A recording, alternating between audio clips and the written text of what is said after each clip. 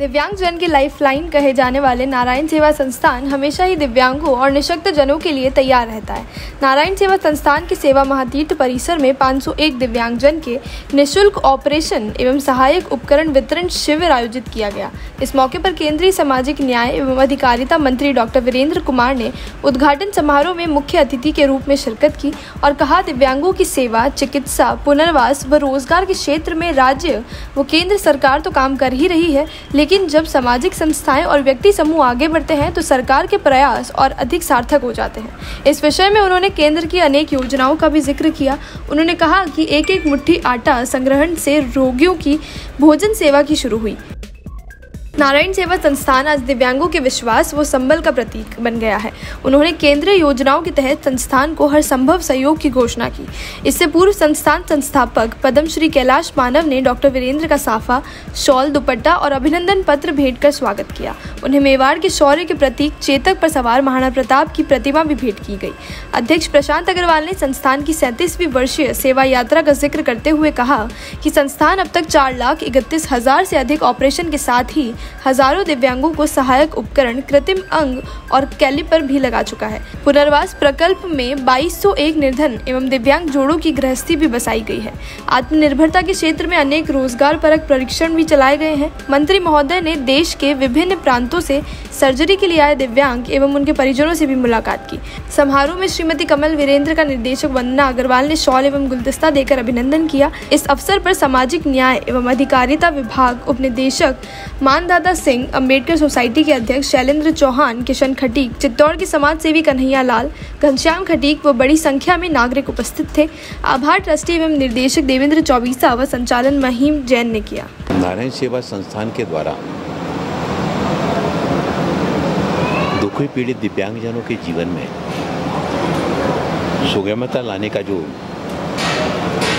महान कार्य किया जा रहा है, परम आदरणीय कैलाश जी के द्वारा लगभग 1991 में छोटे से प्रयासों के द्वारा इस अभियान की शुरुआत हुई और आज देश भर के दिव्यांगजनों में इस संस्थान के प्रति एक आस्था, श्रद्धा और विश्वास का भाव निर्मित हुआ है।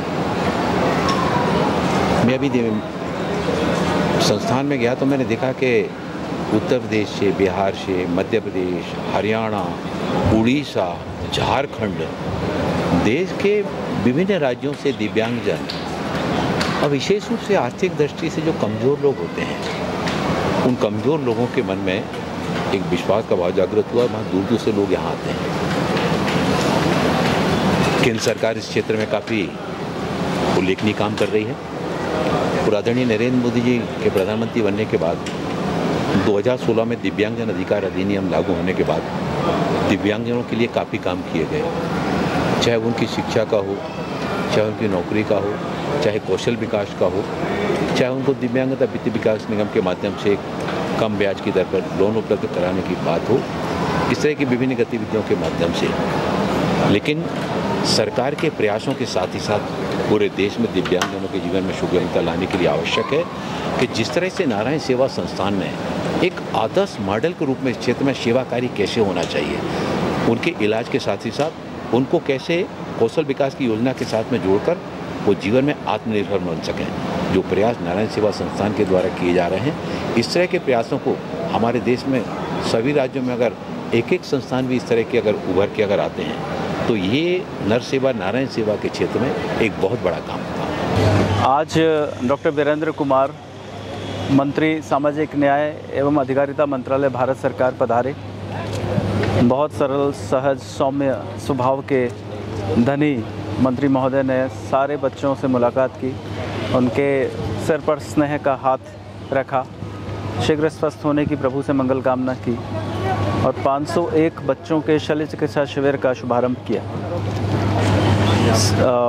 सारे बच्चों से मिलने के बाद उन्होंने आर्ट एंड क्राफ्ट सेंटर, मूक बधिर बच्चे, प्रज्ञाचक्षु बच्चे और बौद्धिक असक्षम बच्चों ने अपने हाथों से जो कलाकृतियाँ बनाई उसे देखा और बच्चों ने गणेश जी की प्रतिमा जो मिट्टी की बनाई हुई उन्हें भेंट की। उसके पश्चात उन्होंने मोबाइल रिपेयरिंग सेंटर और कंप्यूटर प्रशिक्षण केंद्र, जिसके द्वारा बच्चों को वोकेशनल ट्रेनिंग दी जाती है सर्जरी के बाद, वो देखा।